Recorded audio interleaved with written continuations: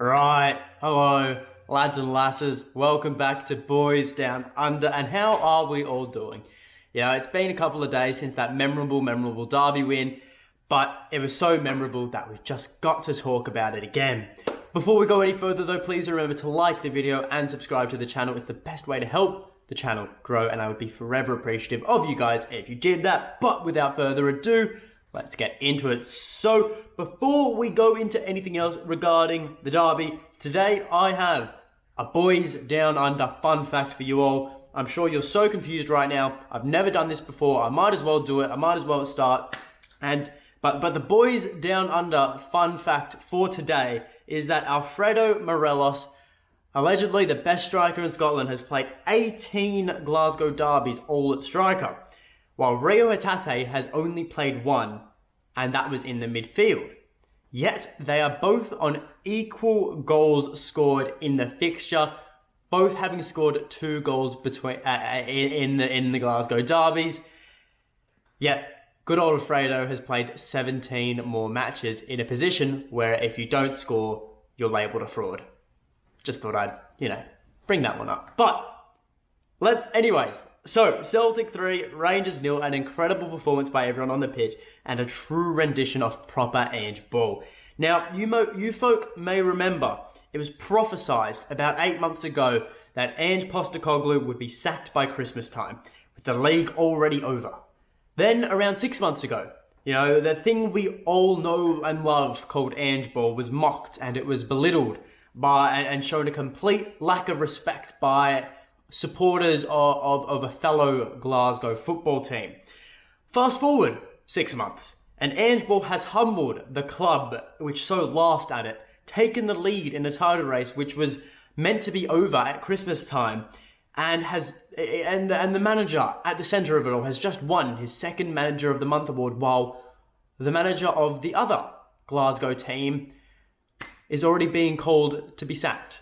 GVB out has begun, and I can't say much more than that. But, into the main part of this video, the reaction to the Derby from Down Under. Now, previously, I've spoken at length on this channel about the impact Ange has had and how he's perceived in the Australian media and what his appointment has done for Celtic on an Aussie scale. But, let me tell you, the rumours, the appointment, the 6-0 victories at the start of the season, the League Cup final win, all of those have been suppressed. Nothing has compared to the reception this Derby win has received down here in Australia. And as for someone like me, who prior to this season would never even hear about Celtic, talked about on social media or in the papers, it was just a thing you'd expect, because I'm on Instagram and all that, I'd get all my Celtic news and stuff from the UK accounts, but never from the Aussie ones. But this season has seen an absolute change, and I'm absolutely living in a dreamland right now. It's the perfect scenario for someone like me, and it is all thanks to Ange Postecoglou. But back to the Derby reaction. So prior to this match, the match was getting some heat in Australia. Ange Postecoglou Celtic have golden chance to take top spot from old firm rivals. That's not me saying that. That's just that every single media outlet down here in Australia still calls it the old firm. But, is what it is. We had Fox Sports, Optus Sport, and all these other media outlets reporting prior to the match. There was a bit of hype, but that's all it was. It was just a bit of hype. Because none of the media wanted to get ahead of themselves, obviously, in case, Celtic didn't get the win.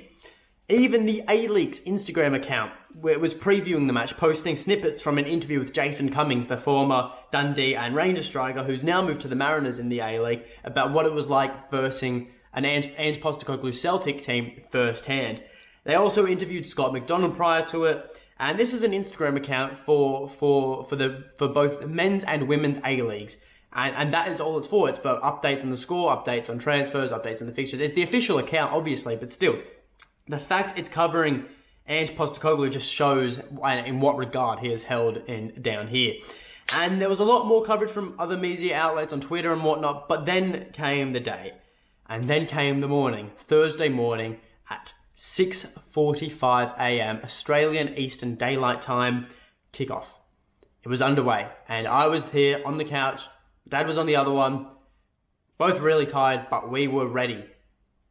By 6:50 a.m. Australian Eastern Daylight Time, Celtic found themselves 1-0 up thanks to the man, Rio Hatate. I can't say much. I don't get me started on Rio because I know I'll be here for hours. But by 7:35 a.m., Celtic were heading into halftime, 3-0 up, and Ange was the centre of it. By 8:40 a.m., Celtic had won the match 3-0, beaten our rivals for the first time in 787 days, and the top spot was ours, and still is, you know. And now this time is prime news time in Australia. You know, we're at this point where 9 a.m. work shifts, 9 a.m. school day hasn't just yet, is about to start. You know, everyone's getting settled in, and the flurry will come.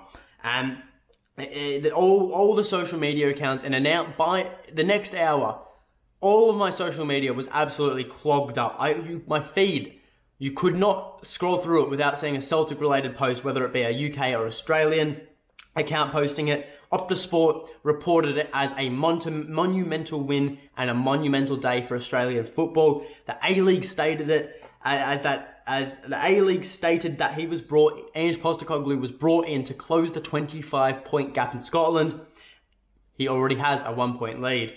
Fox Sports Australia called it a defining day for Ange, and that Postecoglou has won the hearts of Glasgow. And what he has done at this club has been nothing short of a miracle, and no one can say otherwise. We all know what state this club was in before his announcement, you know, and straight after Lennon's departure. The board was in shambles, the team was in shambles, the club had no direction whatsoever. 8 months later, we're the best team in the league again, and in our rightful place, and none of it, absolutely none of it, would have been possible if we had signed that Eddie bloke who, where even is he now? I think he's in a relegation scrap. I know where I'd much rather be, but I'm sure he's earning a hefty paycheck, so fair play to him. However, and for a good day or so, that derby was getting so much reception, not because it is the Glasgow Derby and it is the biggest rivalry in the world of football, but because it was Ange Postecoglou Celtic versus Rangers. And I wouldn't want it any other way. He is taking Celtic to an even larger scale in Australia. You know, I was talking to my mates about it the other day. You know, we were saying, like, prior to this season, you know, my mates would know about Celtic because I talk about it to them, and that was that. But this season, in general, they have seen such an increase and an influx of Celtic media, you know, not Celtic media as in like YouTube channels, but in reports about Celtic, reports about Ange, and there's been an increase of recognition for Celtic in Australia since Ange's appointment, and I can't speak more highly of it. Honestly, it's the best thing that's happened to this football club. Honestly, he could turn out to be better for us than Brendan Rodgers was, and he's put us on the longest undefeated streak in the whole of British football. But that is what it is. Other news stories today, because I can't talk about Ange and what he's done for 12 minutes. But other news stories today, there was a report from the Scotsman Football Scotland, that Leo Labada was on the radar of Crystal Palace. An absolute shit-stirring story, if you ask me. I think they're just trying to, you know, cause a bit of unrest in Celtic. Of course it's not going to, but allegedly they got their report from a Israeli report that was stating that Celtic had actually rejected not an offer, but a transfer inquiry for Leo Labada. It's actually reported that Celtic is still having to pay off Leo Labada's transfer fee, which was around £3.5 million. So that's great to see. It's great. I really hope Celtic don't let him go. I don't think they will let him go. I think this is all bollocks, and I think it's just trying to stir the pot around Celtic, because right now we're on an 18-match undefeated run, and it doesn't look like we're going to be slowing down anytime soon. So that is all from me. Remember to like the video. Remember to subscribe to the channel, and I will be back tomorrow for the preview for the Motherwell game. A huge game, a very important game, because if we win that, we go 4 points clear, with Rangers set to face Hearts in what is going to be a very tense clash. And in the form they're in, it would not shock me whatsoever if Hearts do a number on them and take the win or even get a draw. As for the Celtic Motherwell game, we'll preview that tomorrow. You'll hear my thoughts and matters on that. Regardless, however, leave a like, subscribe to the channel, and until next time, hail, hail.